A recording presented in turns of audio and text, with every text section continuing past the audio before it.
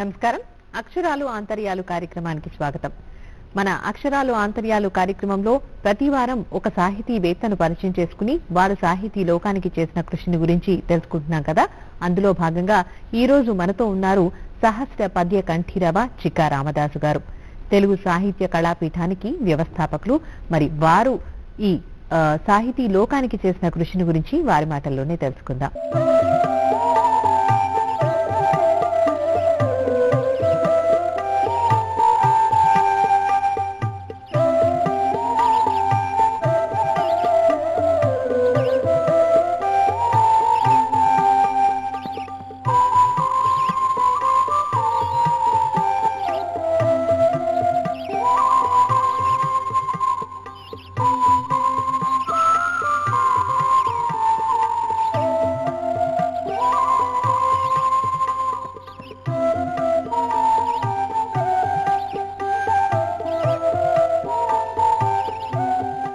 నమస్కారం అండి. నమస్కారం. దూరదర్శన్ ప్రేక్షకులకు నమస్కారాలు. మొదటిగా ఎప్పటి నుంచి అంటే ఈ పద్యాలు పఠించాలి అన్న ఆలోచన ఎప్పుడు వచ్చిందండి మీకు? నాకు 16-17 సంవత్సరాల నుంచి ఉన్నప్పటి నుంచే పద్యం మీద అభిమానం పెరిగి ఈ పద్య విద్య గురించి అని తెలుగు భాష గురించి ఆ విధంగా కృషి చేస్తున్నాను. దీనికి సంబంధించి అంటే పద్యాలు పఠనం చేయాలి అన్నా రాయాలి అన్నా దానికి సంబంధించి ఏదైనా కోర్స్ చేయడం కానీ లేకపోతే ప్రత్యేకించి ఏదైనా చదువుకున్నారా? ఏది లేదు, ప్రకృతి మన గురువులతోటి వాళ్ళు చెప్పినవి విని చేసి ఆ విధంగానే నేను నేర్చుకున్నానండి. మీరేం చదువుకున్నారు? నేను 10వ తరగతి చదువుకున్నానండి. మా సొంత మర్యాద భువనగిరి దగ్గర నుంచి ఒక 10 కిలోమీటర్ల అంటే రాను పోను 20 కిలోమీటర్లు చెప్పులు లేకుండా ఖాళీ నడకన వెళ్ళి చదువుకున్నాను. అప్పట్లో ప్రథమ శ్రేణిలో ఉత్తీర్ణుడయ్యాను. యాక్చువల్గా అది బట్టల వ్యాపారమే.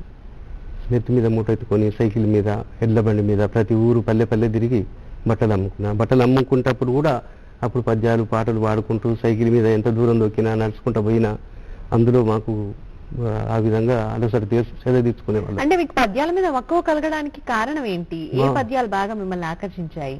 జాషువా పద్యాలు, జంధ్యాల పాపయ్య శాస్త్రి గారి, జనరల్ గా సుమశతకం, వేమన శతకం, కృష్ణ శతకం, నరసింహ శతకము చాలా మటుకు పుస్తకాలు చదివానండి.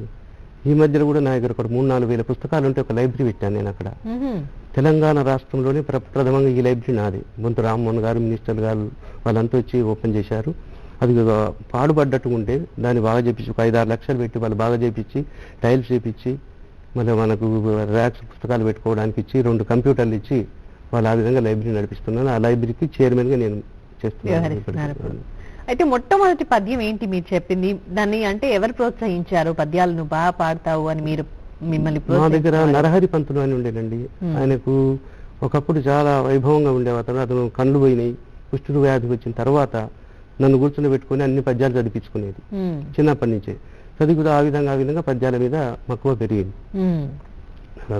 ఫస్ట్ పద్యం ఏంటి మీరు చదివిందంటే, ఏ తల్లి ప్రేమ వర్ణింపక విందుల కలములు పరుగున కదలివచ్చు, ఏ తల్లి కీర్తి గానింపగాయక కంఠములు రాగమున దేలి పొరలిపోవు, ఏ తల్లి రూపు చిత్రింపగ చిత్రకారుల చేతి కుంచెలు తలలనూపు, ఏ తల్లి మూతి నిర్మింప శిల్పుల చిన్నివులులెల్ల నిలువెల్ల జలధరించు, ఆమె పారిజాత మనోజ్ఞ భూమి జాత జాత నూత్న సుజాత ప్రపూత నేత్ర భారతీదేవి జ్ఞాన పుష్పాలతావి నాట్యమాడునుగాక నా నాల్కపైన, ప్రత్యూష పవనాంకురములు సోకినయంత రింగునయగయు తరంగమట్లు, శ్యామల సాద్వల సార కేదారాల చెంగున దూకు కురంగమట్లు, పూల మొక్కల వంటి పాల రెక్కలు సాచి హల్లీసకించు విహంగమట్లు, తోయదాంగన వీధి తోక చుక్క విధాన తారాడియాడు పతంగమట్లు,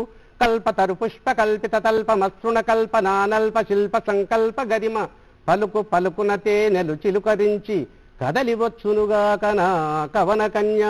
ప్రతి ఒక్క సభలో ఈ విధంగా మొత్తం ప్రార్థన ఈ విధంగా చెప్తాను. మొత్తం అంతా ఆ పద్యం అంతా జ్ఞాపకం ఉండడం అనేది. మీకు వయసు ఎంతండి ఇప్పుడు? నాది 70 సంవత్సరాలండి. ఈ సంవత్సరం అంటే ఇంత ఏజ్ లో కూడా మొత్తం అంతా అంత పెద్ద పద్యాన్ని గుర్తుపెట్టుకొని ఎక్కడ కూడా కొంచెం కూడా తొట్టుపాటు లేకుండా బాగా చెప్పారండి. ఇలా సహస్రం చెప్పారా? అయితే 1000 పద్యాల పైన చెప్పగలను. 1000-1500 పద్యాల వరకు కూడా కంఠస్థం చెప్పగలను. ఇది ఎవరు రచించిన పద్యం అండి? ఇది నరాల రామరెడ్డి గారు శతావధాని రచించారండి. ఆయన అవధానంలో ఒకసారి పాల్గొన్నాను నేను. ఏదో పల్లెటూళ్ళు ఉన్నాను, ఈ అవధానాలు అవి అంటే శ్రద్ధతోటి అక్కడికి వచ్చి ఆయన అవధానంలో ఉన్నాను. ఆయన అవధానంలో పాల్గొని ఆయన కూడా కొంచెం ప్రేరణ, ఆయన ఈ పద్యం నచ్చింది నాకు, అన్ని కళలు అందులో ఉన్నాయి కాబట్టి ఆ పద్యాన్ని చేస్తాను. అలా దాంతో మీకు ప్రోత్సాహం మొదలైంది అంటారా ఈ పద్యంతో? ఈ పద్యం అనేది కాదు, చిన్నప్పుడు మా నరహరి పంతులు అని చెప్పాను కదా, ఆయన తోటి వారి దగ్గర ఏ పద్యాలు చదివేవారు? ఆయన ఒక్కటని కాదు, భారతం, రామాయణం, శతకాలు, కృష్ణ శతకం, వేమనచేది, ఎన్నో రకాల శతకాలు, పుస్తకాలు, భర్తృహరి, పోతన ఇవన్నీ తీసి అతను నన్ను చదువుమనేది. ఆ ఊళ్ళో మేము చదువుకుంటూ. ఇప్పుడు ఏదైనా పద్యం కానీ శ్లోకాన్ని కానీ చదివేటప్పుడు దాని అర్థం తెలిస్తేనే కరెక్ట్ గా చదవాలి. మరి మీరు ఎలా అర్థాలు ఎలా తెలుసుకునేవారు? అడిగేవారు? అర్థాలు డిక్షనరీలో ఉంటాయి కదా, దాంతో చూసి వాళ్ళని అడిగేది. ఇప్పుడు ఉత్పల సత్యనారాయణ వారు ఉన్నారు, వాళ్ళని కూడా ఎప్పుడైనా డౌట్ వచ్చినప్పుడు ఇది ఏంది అది ఏంది అని అడుగుతుండేవాడిని. ఆయన ఉన్నంతకాలం చెప్పేవారు. ఇప్పుడు కూడా ఎవరైనా పండితులు ఉంటే, నాగమణి శర్మ కానీ ఎవరు ఉంటే వాళ్ళని అడిగి తెలుసుకుంటాను తెలియని విషయం. అలా అన్నమాట. అంటే సంస్కృతం, తెలుగు పద్యాలన్నీ కూడా దాదాపు మీరు అన్ని పద్యాలు చదువుతూ ఉన్నారు. మీరంటూ అంటే మీకంటూ పద్యాలు రచించాలి అని అనిపించింది ఎప్పుడైనా? అనిపించింది, రచించాను, పాటలు కూడా రాశాను. మన బట్టలది అప్పుడు వాటి గురించి నెల 20 రోజులు షాపులని బంద్ ఉన్నప్పుడు ఒక 10-15 పాటలు నా సొంతంగా రచించి అక్కడ నేను వేదిక మీద చెప్పానండి. ఒక పాట పాడండి అయితే దానికి సంబంధించి. అంటే ముఖ్యమంత్రి కిరణ్ అన్న మహామాయ చేసిండు, కట్టుకునే బట్టలపై వ్యాటు పోటు పెట్టిండు, పాలు రాగే పసికూనల బట్టలపై వ్యాటు పెట్టే, అలా అని చాలా రాశాను. అర్థం వచ్చేలాగా రాశాను. అట్లా ఎన్ని రాశానన్నారు? 10-15 పాటలు రాశానండి. కానీ మా ప్రెసిడెంట్ గారు కూడా దాన్ని రికార్డ్ చేయించాలని కూడా అన్నారు. నేను మొన్న కూడా అన్నాడు, అన్న అయిపోయింది కదా వ్యాడి తీసేది, ఎందుకంటే రికార్డు కొరకు మనకు ఉండాలి అని చెప్పి కూడా అన్నారు. నేను పద్మశాలీల మీద ఎన్నో పాటలు, పద్యాలు అవన్నీ చెప్పాను. ఇక తెలుగు భాష గురించి అంటే ఇక పద్యం గురించి, పద్యము పద్మ సంభవ పామిని విలాసాద్భుత రచనా మహత్వ ఫలము, పద్యము కవిరాజ వాత్సుధావాహిని వీచి విలోల కవిత్వమయము, పద్యము సముచిత పదగుంఫనోపేత రస విశేష పటుత్వ రాజితము, పద్యము శబ్దార్థ వైచిత్య విన్యాస బాహుల్య రుచిర సంపల్లలితము, సాహితీ నందనుద్యాన జనిత పారిజాత సుమధుర సౌరభ సార కలిత, పద్యము మనోహరాకార వైభవము భవ్య సౌవర్ణ భావ సౌభాగ్యవతికి. పద్యం యొక్క గొప్పతనం గురించి ఆ విధంగా నేను రాసింది కాదండి, ఎవరు పూర్వ కవులు ఎవరు రాసినా కూడా దాన్ని నేను అప్పట్లో ఏకసంతగ్రహ అని పేరు, ఒకసారి అట్లా పద్యం చెప్పిందంటే దాన్ని చెప్పేవాడిని. అంటే ఇప్పుడు ఏజీ పెరిగినా కొద్ది కొంచెం జ్ఞాపక శక్తి కూడా కొంచెం తగ్గుతుంది. అలా ఏం అనిపించట్లేదు. అంటే ఇప్పుడు మీరు మీరు చెప్పిన పద్యాలన్నీ కూడా ఒక దగ్గర క్రోడీకరించి రాస్తారా? ఏదైనా చేయాలని ఒకటి సంకల్పం. సహస్ర పద్య సుధానీతి అని ఒక 1000 పద్యాలు సంకలనం చేసి ఏ పద్యం చదివినా కూడా అది నేర్చుకోవాలన్న రీతిలో ఉండాలి అనేది తయారు చేయాలని ఒక సంకల్పం ఉంది. అది మన డాక్టర్ రాపాక ఏకాంబరాచార్య ఆధ్వర్యంలో జరుగుతుంది. ఇప్పటికి కూడా ఏవి ఉండాలి ఏవి ఉండొద్దని వాళ్ళు పర్యవేక్షిస్తున్నారని. ఇప్పుడు ప్రతి పద్యం సామాన్యులకు చదవడానికి కొంచెం కష్టంగా ఉంటుంది కదా, దాని అర్థం తెలుసుకోవడం చాలా ఇంపార్టెంట్. అప్పుడు తాత్పర్యం కూడా ఉంటుందా? ఉంటుందండి. పద్యము అర్థము, ప్రతిపదార్థము, తాత్పర్యం కూడా ఉంటుంది. ప్రతిపదార్థం ప్రతి ఒక్క పదానికి ఏం అర్థం ఉంది, మొత్తం తాత్పర్యం ఏమనేది ఉంటుంది అన్నమాట. అది ఇప్పుడు రాబోతుంది పుస్తకం, అంతే కదా? మీ దగ్గర ఉన్న పుస్తకాలు ఏంటి? ఎన్ని పుస్తకాలు? నా దగ్గర కనీసం 3-4 వేల పుస్తకాలు అంటే మొత్తం లైబ్రరీకి ఇచ్చానండి. లైబ్రరీ పెట్టాను మా దగ్గర చెప్పారు కదా. ఇప్పుడు కూడా ఇంకో 3-4 వేల పుస్తకాలు నా దగ్గర ఉన్నాయి. ఏ పుస్తకం కనిపించినా చదవాలనేది. అందుకు ఎక్కువ మటుకు పద్య విద్యకు నేను ప్రాధాన్యత ఇస్తాను.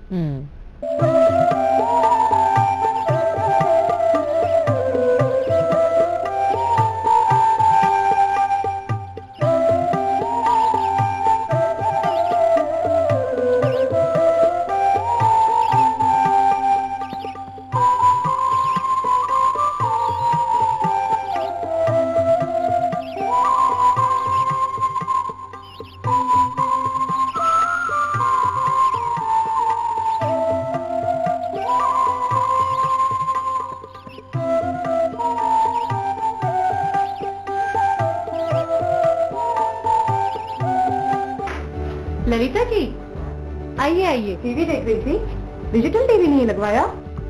नहीं, पुराना वाला केबल ही ठीक है। पुराने वाला केबल ही रहेगा, बस सेट टॉप बॉक्स लग जाएगा। बेहतरीन picture quality, movies on demand, चुनने को सैकड़ों चैनल। खर्च बढ़ेगा, सेट टॉप बॉक्स कोई महंगा नहीं है। कंप्यूटराइज बिल आएगा, जो चैनल चुना है उसी के पैसे लगेंगे, बचत ही होगी। 31 दिसंबर 2016।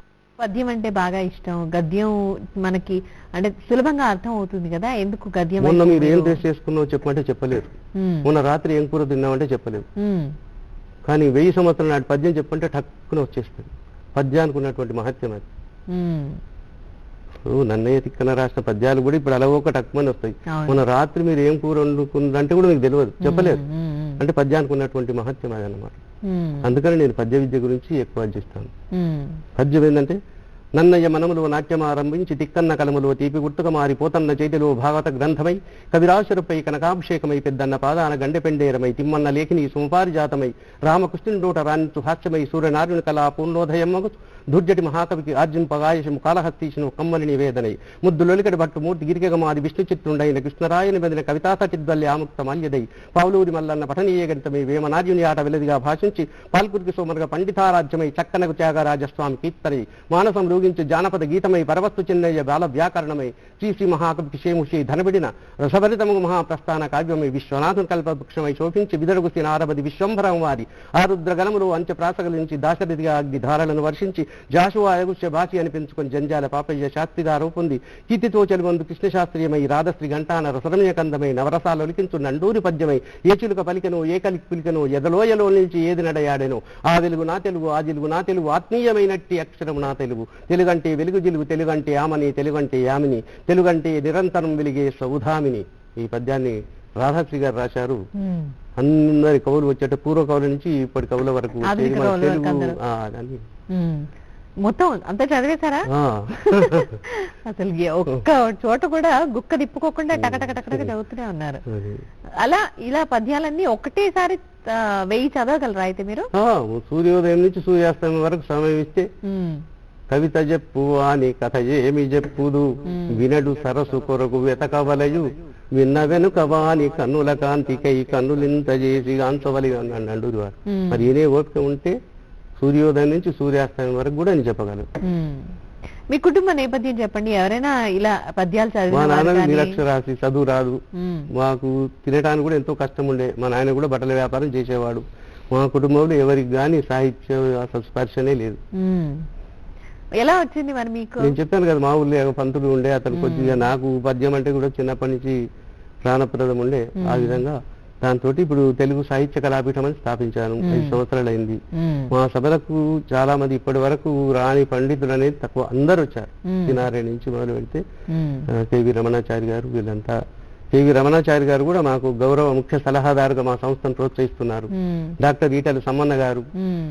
మా కురుమిల నరసింహగౌడు, వీళ్ళంతా మా సంస్థను ప్రోత్సహించి ముందుకు నడిపిస్తున్నారు. ఎటువంటి కార్యక్రమాలు మీరు నిర్వహిస్తూ ఉంటారు కళాపీఠం? ప్రతి పాఠశాలకు వెళ్ళి విద్యార్థులకు పుస్తకాలు, శతక పుస్తకాలు ఇచ్చి ఉచితంగానే ఎన్ని పుస్తకాలైనా ఇచ్చి వాళ్ళు 100 పద్యాలు చెప్పిన వారికి 1116 మా సంస్థ ద్వారా ఇస్తున్నాం. అంటే అంటే ముందు మీరు పుస్తకాలు పంచి వచ్చి మళ్ళీ ఒక వాళ్ళకి రోజు సమయం చెప్పి, ఇస్తాం. ఉమ్, ఈ సమయంలో మీరు నేర్చుకోవాలి. ఉమ్, ఎవరైతే 100 పద్యాలు చెప్తారో ఉమ్, వారికి 1116 ఉమ్, అక్కినే నాగేశ్వరరావు గారు ఉన్నప్పుడు ఒక 25 మంది విద్యార్థులకు ఇచ్చాను. ఆయన నా సభలో 3 గంటలు ఉన్నారు ఉమ్, సాహిత్య సభకు. ఆయన చెప్పారు, అయ్యా ఈయన సహస్ర పద్య కంఠీరవా, ఒక ఈ పద్యాలు అలవోక చెప్పగలడు అంటే వచ్చి నా సభలో చాలా సేపు ఉండి ఉమ్, ఉన్నాడు ఆయన. ఉమ్. అలాగే మరి ఇంత అలవోకగా మీరు పద్యాల్ని చెప్తున్నారు కదా, ఉమ్. నాటకాలు చేయాలని ఎప్పుడైనా అనిపించింది? నాటకాలు చేశాను చిన్నప్పుడు. చిన్నప్పుడు మా స్కూల్లో స్కూల్ లేకుండే. అప్పుడు ఒక సార్ వచ్చి మన స్కూల్ కట్టాలని, కట్టండి కట్టండి బడి మీరు కట్టండి, కట్టితే తీరును కష్టం, కట్టకుంటే మాకు నష్టం, సూర్యరశ్మికి మేము సొక్కిపోతున్నాము, వానధాటికి మేము వణికిపోతున్నాం, కట్టండి కట్టండి బడి మీరు కట్టండి, కట్టితే తీరును కష్టం. ఇలాంటి నాటకాలు వేయించి డబ్బులు వసూలు చేసి ఆ వచ్చిన డబ్బుతోటి స్కూల్ కట్టాం మా ఊళ్ళో అప్పట్లో. అంటే మీరు ఇటు సాహిత్యం వైపు ఎంతైతే మీ సేవను అందిస్తున్నారో అలాగే కళలకు కూడా, నాటకాల రంగంలో కూడా మీ ప్రావీణ్యాన్ని చూపిస్తున్నారు అయితే. యాక్చువల్గా బట్టల వ్యాపారం చూసుకోవాలి, సాహితీ కార్యక్రమాలు చూసుకోవాలి. అంటే ఇది చేయాలి అంటే ఇప్పుడు వరకు కేవలం పద్యాలు పఠనం మాత్రమే చేస్తూ వచ్చారు కదా, పద్యాలను రచించాలి, మళ్ళీ వాటిని పుస్తకాలుగా చేయాలి, ఇవి కూడా అందుబాటులోకి రావాలి పాఠకులకు అని ప్రయత్నించారు ఎప్పుడైనా? ప్రయత్నం చేస్తున్నాను, ఈ మధ్యనే చేస్తున్నాను. మొదటి నుంచి నాకు అలా అనిపించలేదు, ఇప్పుడు చేస్తున్నానండి. సహస్ర పద్య సుధానీతి అయినా ఒక 1000 పద్యాలు సంకలనం చేయాలన్నాను కదా, అదా ఆ ప్రయత్నంలో ఉన్నాను. అంటే అదొకటేనా ఇంకా ఏమైనా చేస్తున్నారా? ఇంకా అంటే జానపదాలు అవి పాటలు రాశాను. కానీ అచ్చు రూపంలో రాలేదు. ఉమ్, ఎంతో మంది నన్ను కూడా అయ్యా ఇప్పుడున్న కంఠం రేపు ఉండకపోవచ్చు, నా స్టూడియో ఉంది, మీ పద్యాలన్నీ రికార్డ్ చేసుకుంది, నాకు ఒక రూపాయి కూడా ఇవ్వకుండాని సదాశివరావు శైరం లాంటి వాళ్ళు వాళ్ళ స్టూడియోకి రమ్మని అంటున్నారు. ఇక నేను ఇంతవరకు ఇంకా వెళ్ళలేదు. ఈ చిన్నపిల్లలు కూడా అంటున్నారు, సార్ ఇప్పుడు మీ కంఠం బాగుంది, రేపు ఉండకపోవచ్చు, మీరు చేసుకుంటే బాగుంటుందని కూడా అంటున్నారు. ఇక ఆ ప్రయత్నంలో ఉన్నాను. అంటే దట్టు ఈ మధ్య కాలంలో పద్యాలు ఇంత అలవోకగా చెప్పేవాళ్ళు తక్కువ మంది ఉన్నారు. ఎక్కువ మంది ఉన్నారు. కాబట్టి అలా ప్రయత్నిస్తే మంచిదే కదా. మీ ఆలోచన ఎలా ఉంది మరి ఇప్పుడు? అది చేయాలనే ఉందండి, ఆ విధంగా చేయాలని ఉంది. ఇంకేమో రచనలు చేయాలని ఉంది. మా సంస్థ ద్వారా ఏంటంటే అట్టడుగున్నటువంటి వాళ్ళు వాళ్ళు మంచికి పాండిత్యం ఉంటుంది, వెలికి రాలేరు. అవును. ఇలాగే ఒక నపోచంపల్లిలో కైరంగూడ నరసింహులు ఉన్నాడు, మొగ్గం నేర్చుకుంటాడు, అద్భుతమైన పద్యాలు రాస్తాడు. పాలకు మంచి నీళ్లకును వార్తల పత్రికకున్ కరెంటుకున్ బాలుర స్కూలు ఫీజులకు బట్టలు ఇంటికి ఇంటి అద్దెకు టీవీ కనెక్షన్ సెల్లు ఫోనుకున్ చాలదు బిల్లు గట్ట నెల శాంతము జీతమటన్లు భార్గవి అని నిత్యం జరిగే దాని గురించి ఒక 100 పద్యాలు రాశాడు. మీరు వేరే వాళ్ళని కూడా ప్రోత్సహిస్తుంటాం. ఇప్పుడు ఎవరైనా మంచి కవిత్వం ఉంటుంది, ఆయన అచ్చు ఎంచుకోలేని పరిస్థితులు ఉంటాడు, వాళ్ళకి మేము సహకారం చేయగలుగుతాం. ఆ పుస్తకాలు అచ్చు చేయించి వాళ్ళని అభివృద్ధిలోకి తీసుకురావాలని ఆ విధంగా చూస్తుంటాం అన్నమాట.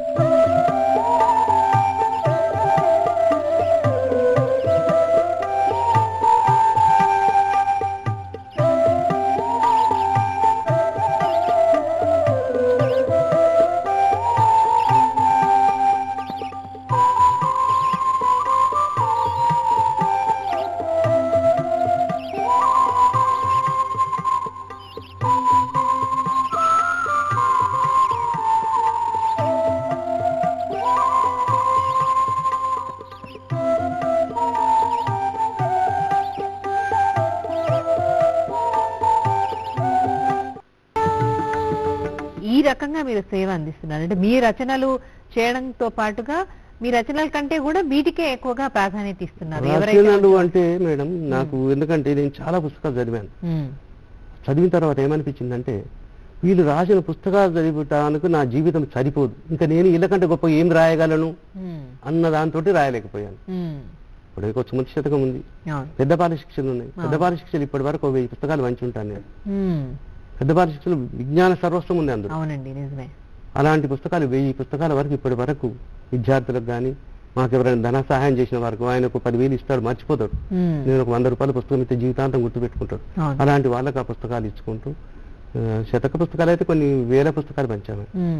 చెల్లా సామిరెడ్డి గారు కూడా మాకు చాలా సహకారం చేస్తున్నారు. భవాని సేవా సమితి వ్యవస్థాపకులు వాళ్ళకి మాకు ఎక్కడన్నా ఇప్పుడు స్కూల్లో ఇక్కడ చేస్తున్నాము ఒక 500 మంది విద్యార్థులు అంటే 500 పుస్తకాలు ఇస్తాడు. రామాయణాలు ఏవంటే అవి మాకు పుస్తకాలు ఇచ్చి ఆయన కూడా చాలా మాకు సహకరిస్తున్నారు.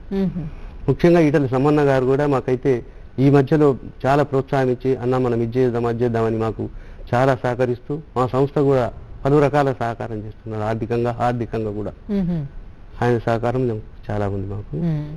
అలాగే ఇప్పుడు అంటే మీ తరంలో మీ కుటుంబంలో ఇంకా మిమ్మల్ని మీ అడుగుజాడల్లో నడుస్తున్న వారు ఎవరైనా ఉన్నారు? మా తమ్ముడు ఉన్నాడు చిక్క శంకర్ అని, ఆయన కూడా పద్యాలు పాటలు బాగా రాస్తుంటాడు. మధుర కవి అని బిరుదు ఉన్నది. ఆయన కూడా మామూలుగా చదువుకున్నాడు, 89 చదివాడు. ఇప్పుడు ఇంత ప్రావీణ్యం ఉంది మీకు, పద్యాలను అలవోకగా చదువుతున్నారు కదా, ఎక్కడెక్కడ ప్రదర్శన ఇచ్చారు ఇప్పటి వరకు? ప్రతి స్కూళ్ళల్లో, మన తెలంగాణ ఎక్కడ స్కూల్ ఉంటాయి అన్ని స్కూళ్ళల్లో పొద్దున్నే కారులో ఎన్ని పుస్తకాలు పడతాను వేసుకొని ఎక్కడ పాఠశాల ఉంటే అక్కడ ఇవ్వాలి. వాళ్ళు మేము వచ్చినామంటే వాళ్ళు మైకులు అవి పెట్టి పిల్లలకు వినిపిస్తుంటారు.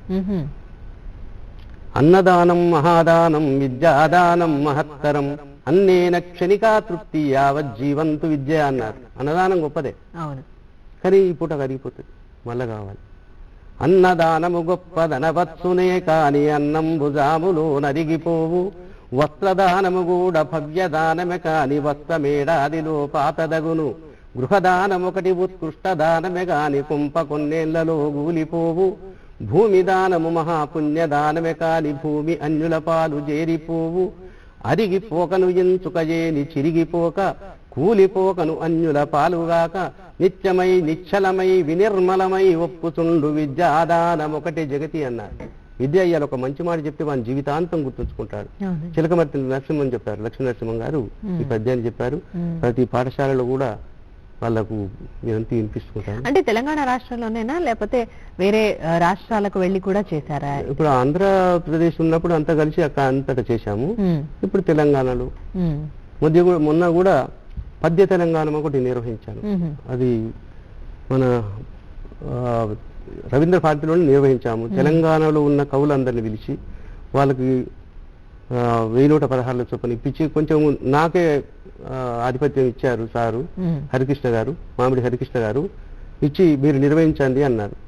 తెలంగాణ రాష్ట్ర అవతరణ దినోత్సవాల సందర్భంగా అన్ని జిల్లాల నుంచి అందరికి పిలిపించి పద్య విద్య ప్రదర్శన చేయించి ఇప్పుడు అది అక్షర రూపం దాల్చుతుంది, పుస్తకంలో తయారు చేస్తుంది. అంటే మన రాష్ట్రం ఇప్పుడు తెలంగాణ రాష్ట్రంతో పాటుగా అలాగే ఆంధ్రప్రదేశ్, మన 2 తెలుగు రాష్ట్రాల్లో ఇచ్చానని చెప్పారు కదా, అలాగే వేరే రాష్ట్రాలైన కర్ణాటక కానీ లేకపోతే తమిళనాడు కానీ అలా దేశ రాజధాని ఢిల్లీలో కూడా తెలుగు భాషా వైభవం కవితా నీరాజనం నిర్వహించాను. దాదాపు 35 మంది కవులను కళాకారులను తీసుకెళ్లాను. అక్కడ ఆంధ్ర అసోసియేషన్ వాళ్ళు మనల్ని ఆదరించి టిఫిన్లు భోజనాలు మొత్తం అన్ని విధాలా మమ్మల్ని మంచిగా చూసుకొని మమ్మల్ని సాగనంపారు మంచిగా. అక్కడ ఒక 3-4 రోజులు శంకర్ నారాయణ ఇలాంటి వాళ్ళు వివిధ కార్యక్రమాలు చేపట్టే వాళ్ళందరినీ ఒక 35 మందిని తీసుకెళ్లాము. మొన్న కూడా రాష్ట్రేతర మహాసభ జరిగినప్పుడు మహారాష్ట్ర పోయేది ఇప్పుడు వాళ్ళు కూడా రమ్మంటున్నారు. అహ్మదాబాద్ లో ఒక 15 మందిని తీసుకెళ్లాము. మొన్న సూరత్ లో జరిగేది రాష్ట్రేతర మహాసభలు. అంటే రాష్ట్ర బయట ఎవరెవరు తెలుగు వాళ్ళు ఉన్నారో ఒరిస్సా అన్ని ప్రదేశాల నుంచి వచ్చారు. అక్కడ కూడా అంటే మీరందరూ అక్కడికి వెళ్ళి తెలుగుకు సంబంధించిన శ్లోకాలు పద్యాలు చదువుతూ ఉంటారా? అదే అక్కడ ఆ కార్యక్రమం అంతా నిర్వహించేది అక్కడ వాళ్ళు రాష్ట్రం వాళ్ళు నిర్వహిస్తారు. ఇక అక్కడ ఆహ్వానిస్తే ఇది ఏది చెప్పమంటే దాని గురించి మేము మాట్లాడాము. అలాగే అవధాన కార్యక్రమాల్లో ఎప్పుడైనా పాల్గొన్నారా? అవధానంలో చాలా సార్లు పాల్గొన్నానండి. వెంకటేశ్వర భక్తి ఛానల్లో కూడా ఎన్నోసార్లు వచ్చింది. ఈనాడు వారు కూడా నాతో ఇంటర్వ్యూ తీసుకున్నారు. ప్రతి సంవత్సరం లక్ష్మీ నరసింహ దేవస్థానం మన యాదాద్రిలో కవిగా నన్ను ప్రతి సంవత్సరం ఇప్పుడు 3-4 సంవత్సరాల నుంచి కంటిన్యూగా నన్ను పిలుస్తున్నారు. అక్కడ కూడా నేను పద్యాలు అవి రాసి వినిపిస్తుంటాను. అందులో అవధానంలో అవధానిగా ఉన్నారా? నేను పృచ్ఛకునిగానే ఉన్నానండి, అవధానిలో కాదు, పృచ్ఛకునిగా. అది కూడా పద్యాలకు సంబంధించేది ఎక్కువ అడుగుతారు. ఒకసారి రవీంద్ర భారతిలో నిర్వహించినప్పుడు గరికపాటి నరసింహారావు గారితో వచ్చారు. మాడుగురు నాగపని శర్మ గారితో ఎన్నో సార్లు పాల్గొన్నాను. వాళ్ళతోటి అలా ఏ అవధానంలో అయినా కంపల్సరీగా పాల్గొని చేశానండి. అలాగే ఇప్పటి వరకు మీకు బాగా నచ్చిన ప్రశంస ఏంటి? ఎవరైనా విమర్శించిన వాళ్ళు కూడా ఉన్నారా? విమర్శించిన వాళ్ళంటూ ఎవరు తక్కువనండి. అంటే ఎవరెవరు పెడుతుంటారు మెసేజ్, తెలుగు వేస్ట్, తెలుగు దండగా, తెలుగు వల్ల ఏమొస్తుంది అంటారు. తెలుగదేలజంచు తెలుగు వారే బల్క తెలుగు భాషకింక వెలుగదేది కాన్వెంట మాస్టర్లు వెన్వెంట యాంకర్లు వెంబడింపగ తెలుగు విలువదేది మన భాషలోనెప్పుడు మనము మాట్లాడక ఇతర భాషల పలుకగ ఫలితమేవి సకల భాషలయందు సంపన్నమని కీర్తి నందిన వాగ్భూష ఆంధ్ర భాష దేశ భాషల లెక్క ఈ తెలుగు భాష నవ్య రీతుల వెలుగొందు కావ్య భాష ఇట్టి మధురాంధ్ర భాషను తిట్టనేలా ఆంధ్ర భాషాభిమానులౌ సార్యులారా. ఈ విధంగా తెలుగు భాష, మన తెలుగు భాష అంతరించిపోతుంది. మరచితిమి తెలుగు సంస్కృతి మరచితిమే నాడు తెలుగు మాధుర్యమున్ మరచితిమి విఘ్నులెందర స్వరపరచిన తెలుగు పాట సౌందర్యమున్. ఇప్పటివరకు అంటే ఎవరైతే మిమ్మల్ని విమర్శించిన వాళ్ళు ఎవరు లేరు, ఇలా తెలుగును విమర్శించిన వాళ్ళే తప్ప తెలుగును విమర్శించిన వాళ్ళే తప్ప ప్రశంసలే ఉంటాయి. ఎందుకంటే ఎంత పెద్ద గొప్ప పండితుడైనా కూడా ఆయన ఏదో కాలేజీ లెక్చరర్, డిగ్రీలో ప్రొఫెసర్ అయి ఉంటాడు. నేను మామూలుగా బట్టల వ్యాపారం చేసుకుంటూ ఒక ధారణ, ఈ పద్యాలను గొప్ప గొప్ప పండితులు కూడా నా గురించి చెప్తారు సభలో కూడా. రమణాచారి గారు కూడా ఒక సభలో ఏమన్నారంటే, చిక్క రామదాసు మామూలు బట్టల వ్యాపారి ఏ పెద్ద తెలుగు యూనివర్సిటీ చేయవలసినటువంటి కార్యక్రమాలు చేస్తున్నారు, ఆయన మామూలుగా బట్టల వ్యాపారం చేసుకున్నటువంటి వాడు 1000-1500 పద్యాలు ధారణలు ఉన్నాయి అని వీళ్ళంతా నన్ను ప్రశంసించిన వాళ్ళే ఉన్నారు, అవధానులు కానీ ఎవరు కానీ. ఎందుకంటే నాది వ్యాపారం కదా. సాహిత్యానికి సంబంధం లేని ఒక రంగంలో ఉంటూ మళ్ళీ ఇక్కడ మీ ప్రావీణ్యం ఏంటో మీరు చూపించడం అనేది నిజంగా అది అభినందించదగ్గ విషయమే. బిరుదులు ఏమేమి వచ్చాయండి? నాకు సహస్ర పద్య కంఠీరవ అని ఇచ్చారు భువన భారతి వాళ్ళు. పద్యభూషణ్ అని ఇచ్చారు. పద్యభూషణ్ అని ఎందుకు పెట్టుకున్నా అంటే పద్మభూషణ్ అనుకుంటారేమో తప్పు పడితే, ఇది లేని తప్పు అవుతుందని అది వాడుకోలేదు. సాహితీ బంధు అని రకరకాల బిరుదులు ఇచ్చారు, కానీ అన్ని ఈ బిరుదు కూడా నేను పెట్టుకోలేదు. ఒకసారి రాపాక ఏకాంబరాచార్య ఇంటికి వెళ్తే ఒక అతను చెప్పాడు, అయ్యా ఈయనకు సహస్ర పద్య కంఠీరం అని బిరుదు ఇచ్చాడు, కానీ నేను పెట్టుకుంటలేడు అంటే లోపలికి వెళ్ళి ఒక శాలువా తెచ్చి కప్పి, ఈనాటి నుంచి నువ్వు సహస్ర పద్య కంఠీర బిరుదు పెట్టుకోవాలి అంటే ఆయన ఆజ్ఞాపించండి పెద్ద ఆయన. అప్పటి నుంచి పెద్ద ఆయన చెప్పినప్పుడు ఆ మాట కూడా గౌరవించాలని ఆ విధంగా అనిపిస్తుంది. అలాగే ఇప్పుడు రాబోయే తరం వాళ్ళకి తెలుగు, ఇందాక మీరు అన్నట్టుగా తెలుగు మీదే అసలు ఆసక్తి లేదు, తెలుగు నేర్చుకోవాలి అన్న తపన వాళ్ళలో రావాలి అంటే ఏం చేయాలి అంటారు? అమ్మ పదములోని కమ్మదనము పూజి పిరబిడ్ల మమ్మీలు వెలుగు చూసే, నన్నాజనడు మాట నాలుకనే వీడ డాడీల తూటాలు దాడి చేసే, అన్నయో తమ్ముడో ఎన్నగ బ్రదరాయే, చెల్లియో అక్కయో సిస్టరాయే, అత్తైన పిన్నైన ఆంటీయే, బాబాయో మామయో అంకులై మహిని వెలిగే, హాయ్ హలోలంచు షేక్ హ్యాండ్లు ఆటలాడ, బాయ్ వెల్కమ్లు ఓకేలు సీయు అనడి, ఆంగ్ల పదజాలమీ రీతి ఆక్రమింప, తెలుగు భాషకు విడలేని తెగులు రగిలే. తెలుగులో మాట్లాడాలి, పలకాలి తెలుగు మాట ప్రతి నోట, కనబడాలి తెలుగు రాత ప్రతి చోట అనే నినాదం నాది. బాగుందండి. ఇంకేమేం చేయాలి అనుకుంటున్నారు భవిష్యత్తులో? ఎటువంటి ప్రణాళికల్ని రూపొందించాలి అనుకుంటున్నారు? ఈ తెలుగు భాష గురించి ఎక్కువ పద్య విద్య వైశారథ్యాన్ని ప్రదర్శించాలి, పద్యాన్ని అభివృద్ధిలోకి తీసుకురావాలి అని సంకల్పం. అంటే సాహితీ లోకానికి మీ సేవను పూర్తిప్రదంగా అందించాలి అనుకుంటున్నారు. ఇప్పటి వరకు చేసింది మీకు సంతృప్తికరంగా ఉందా? సంతృప్తికరంగా ఉంది, అందరి ప్రోత్సాహం ఉంది, చాలా బాగుంది అన్నారు. మేము ప్రోగ్రామ్ ఏదైనా చేసినా కూడా ఎన్నో ఫోన్లు, చాలా బాగుందండి, చాలా చేశారు, అది చేశారని అంటున్నారు. ఇంకా చేయాల్సింది చాలా ఉంది అనుకుంటున్నారా? అయితే ఇంకా చేయాల్సింది చాలా ఉంది. మీరు సాహితీ లోకానికి చేసిన కృషిని గురించి మాతో అలాగే మా ప్రేక్షకులతో ఎన్నో విషయాలు తెలియజేశారండి. ధన్యవాదాలు. ధన్యవాదాలండి, నమస్కారం. చూశారు కదండి ఈనాటి అక్షరాలు ఆంతర్యాలు కార్యక్రమాన్ని. మరో చక్కటి కార్యక్రమంలో మళ్ళీ కలుసుకుందాం. అంతవరకు సెలవు, నమస్కారం.